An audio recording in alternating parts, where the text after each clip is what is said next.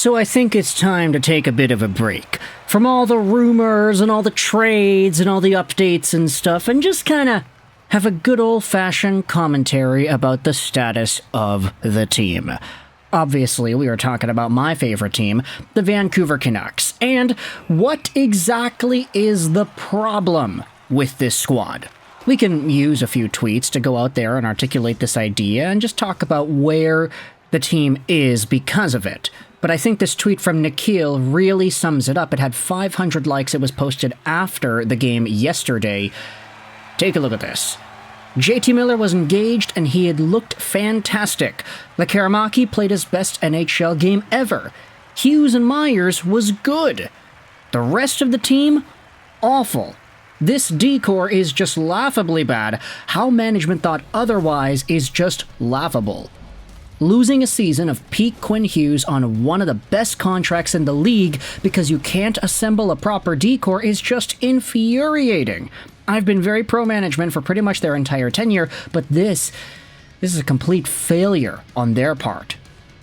Furthermore, you had Jeff Patterson go out there and tweet this. This is from also earlier last night after the game. The Canucks have let multi-lead leads get away in 4 of their past 9 games. They were up 2-0 in the third versus Utah, lost 3-2 in overtime. Up 4-1 in the last 5 minutes against Seattle, lost 5-4 in overtime. Up 3-1 in the third in Seattle, won 4-3 in a shootout. Up 3-1 in the second in Montreal, lost 5-4 in overtime. That hurts when every point matters. There should be a bunch of wins in there. Like, it's the Bruce Boudreau all over again with these blown leads, man.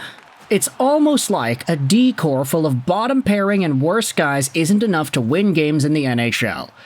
And J-Pat replies, you may be onto something.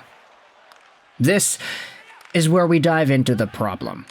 The Vancouver Canucks defense core is just not good enough, and I think, it's hard to say that this was going to be the plan, because nobody goes out there into a season and says, okay, we're going to try to build this team around the idea that Demko's not going to be here, that Miller's going to take a month off, and Pettersson's going to get injured, and that Hughes is going to get injured, and that Hronek is going to be out until February. Nobody builds a team thinking that 5, 6, 7 of your top guys are all going to be out at different portions of the year. You build the roster and you pencil the names in as you see fit, and you don't normally take injuries into account.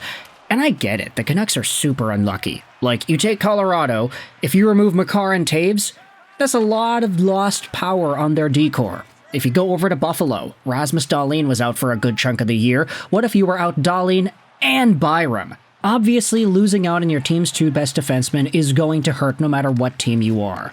But just consider this. If it's Buffalo, if they lose out on Dahlin and Byram, they still have Owen Power and Matthias Samuelsson. If it's the Colorado Avalanche, if you lose out on this Cale Makar, and you also lose out on Devon Taves, who else do you have? Well, you still have Sam Girard, Josh Manson. If you go over to Edmonton, you lose out on Ekholm and Bouchard. You still have Darnell Nurse and Brett Kulak. The thing is, a lot of NHL teams around the league, their number 3, their number 4 defensemen are just straight up better than Vancouver's. You lose out on Hughes and Hronek. Okay, Carson Soucy, he has been so inconsistent this season, and even last game, he ended up getting only 13 minutes because he wasn't really all too good. And after that, you have Tyler Myers. And you know what, Tyler Myers, he played with Quinn Hughes last night? Okay, fine, great. But who else was in that top 4 yesterday? What, Noah Juulsen?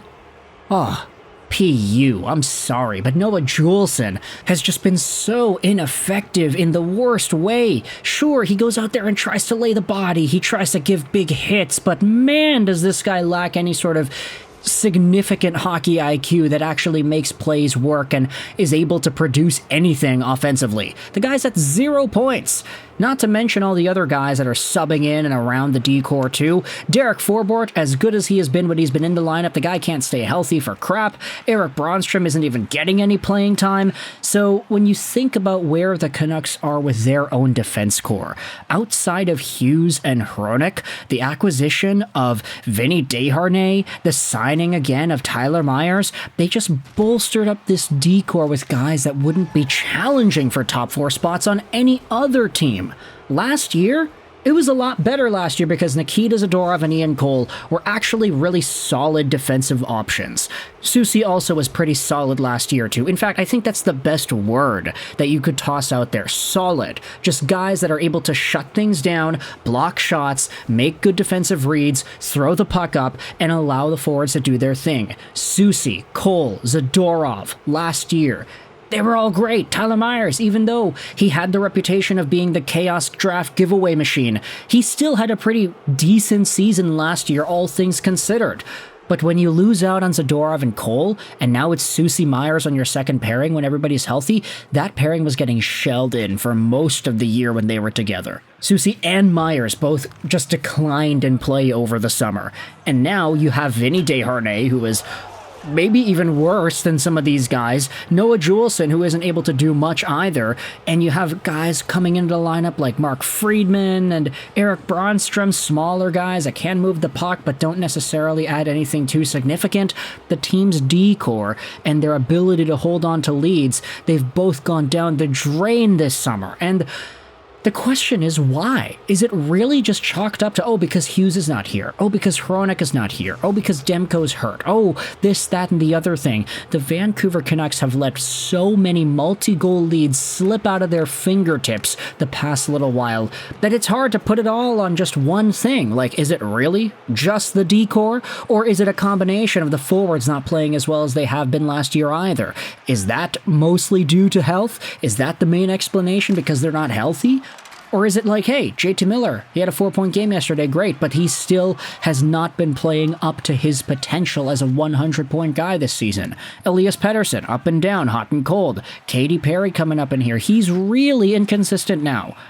Like, everything, I guess, stems from the top, doesn't it? It's all the coaching staff, it's all what their plans are, it's all what their systems are.